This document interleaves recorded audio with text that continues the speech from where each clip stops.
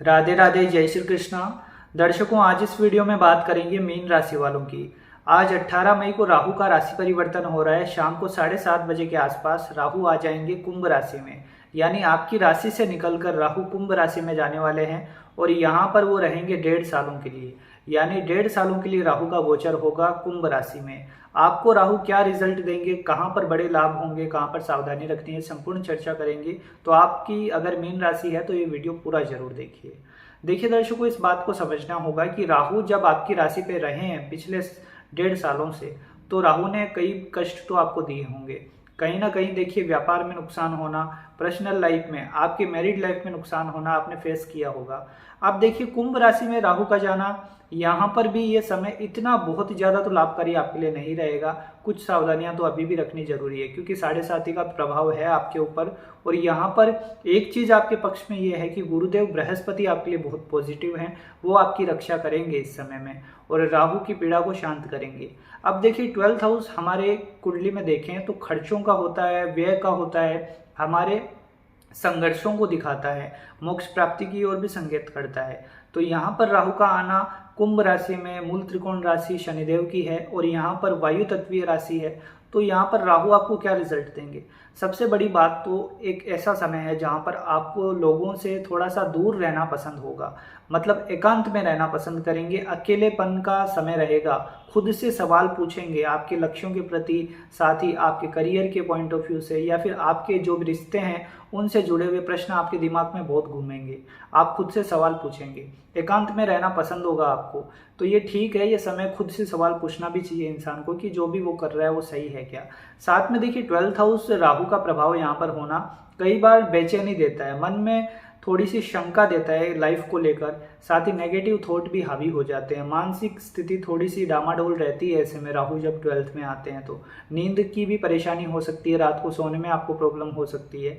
थोड़ा सा ध्यान रखिए, मानसिक तनाव अगर आपके ऊपर ज़्यादा हावी हो तो आप शिव आराधना करिए, शिव जी की शरण में रहिए। इससे आपको आत्मबल मिलेगा और आपकी रक्षा होती रहेगी। अब देखिए, यहाँ पर थोड़ा खर्च बढ़ेगा। मीन राशि वालों के लिए खर्चों में वृद्धि का समय है ये। आपके बजट को संभाल कर चलना होगा, क्योंकि राहु यहाँ पर अचानक खर्चे करवा देते हैं। जिनकी आपने अपेक्षा नहीं की हो वैसे खर्च आपके सामने आ सकते हैं। तो थोड़ा बजट को संभाल कर चलिए, दिखावे के पीछे खर्च मत करिए। कुछ भी लोगों को दिखाने के लिए बहुत ज़्यादा पैसा उड़ाना ये सही नहीं रहेगा आपके लिए। इसके बाद देखिए, राहु की दृष्टियों की बात करते हैं। अब देखिए, राहु का प्रभाव 12th में बैठकर आपकी राशि से 4th हाउस को देखेंगे। तो 4th हाउस पर राहु का प्रभाव आपके लिए देखिए, उच्च की दृष्टि है राहु की वहां से। तो ये उन लोगों के लिए बहुत अच्छा है जो कोई प्रॉपर्टी लेना चाहते हैं, घर गाड़ी लेना चाहते हैं, सुख सुविधाएं बढ़ाना चाहते हैं, उनके लिए समय अच्छा है। अगर घर का कोई काम करवाना चाहते हैं तो भी अच्छी स्थिति बन रही है, आप करवा पाएंगे। इस समय में आपके घर का काम जरूर होगा। सुख सुविधाओं में राहु वृद्धि करेंगे, पर खर्चा भी बहुत ज़्यादा होगा। खर्चों पर थोड़ा सा आप संतुलन बनाकर चलिए कि आपको क्या ज़रूरत है। क्या सच में गाड़ी की ज़रूरत है, या फिर कोई लग्जरी प्रोडक्ट लेना आपके लिए ज़रूरी है? ये आप खुद से प्रश्न पूछिए, उसके बाद ही कोई इस प्रकार का डिसीजन लीजिए। इसके बाद देखिए, राहु का प्रभाव 4th पे है तो जन्म स्थान छोड़ना पड़ेगा आपको। घर से बाहर निकलिए। नौकरी करना चाहते हैं, बेरोजगार बैठे हैं, तो घर से बाहर निकलिए, बहुत अच्छी जॉब लग जाएगी आपको। साथ ही यहाँ पर विदेश जाने की प्रबल संभावनाएं बन रही है।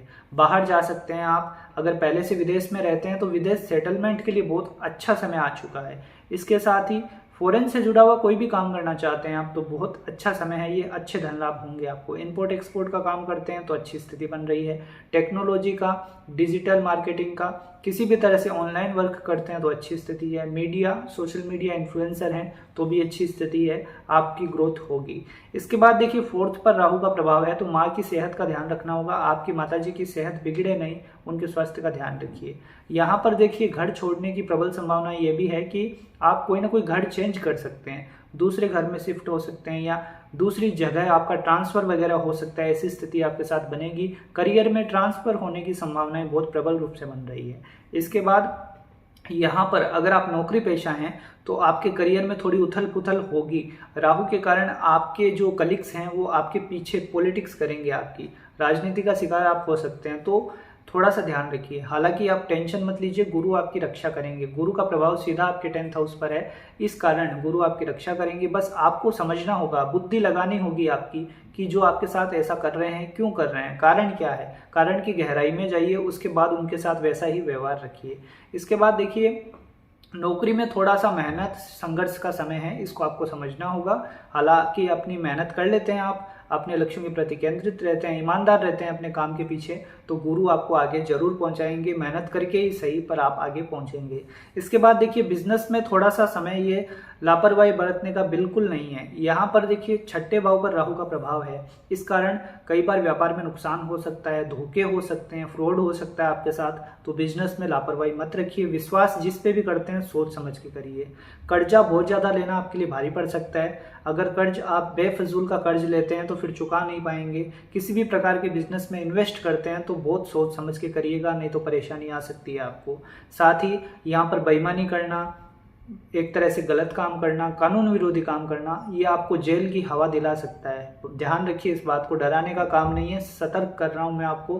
कोई भी बेईमानी करके, गलत काम करके, शॉर्टकट के तरीके मत अपनाइए, नहीं तो राहु 12th हाउस के हैं, ये जेल यात्रा करवा देते हैं।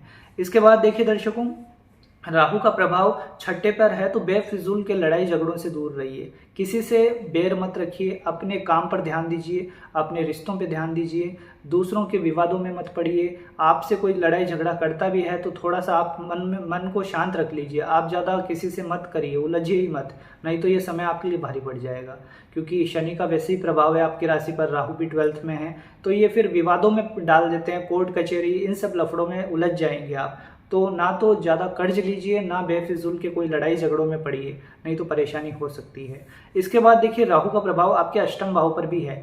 अष्टम भाव देखिए तुला राशि को देखेंगे, ये इंस्टेंट गेन के लिए अच्छा है। आप कैलकुलेटिव रिस्क लेकर धन कमा सकते हैं। मतलब आप ट्रेडिंग वगैरह करते हैं, शेयर मार्केट वगैरह का काम करते हैं, तो कैलकुलेटिव रिस्क लीजिए, बहुत भारी रिस्क मत लीजिए, कैलकुलेटिव रिस्क लीजिए, अच्छा पैसा कमाएंगे।